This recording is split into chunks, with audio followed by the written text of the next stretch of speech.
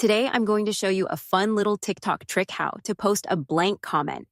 This is a great way to surprise your friends, stand out in the comments, or just have some fun with your posts.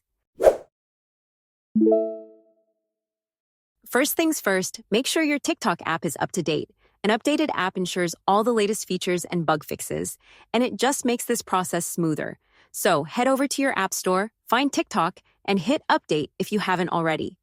All right, with that done, let's move on to the next step. Now, here's where the magic happens. To post a blank comment, we're going to need a special invisible character. I've put this character in the description of this video. Just go down to the description, copy that invisible character, and get ready to paste it as a comment on TikTok. Once you've copied that invisible character, it's as simple as going back to the TikTok comment section and then pasting it in. Don't type anything else, just paste the invisible character. And then hit post. Your blank comment should show up without any text, giving you that unique, empty comment look. And that's it.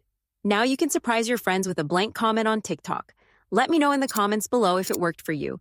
And if you're into fun TikTok tips and tricks like this, don't forget to like, subscribe, and hit that notification bell.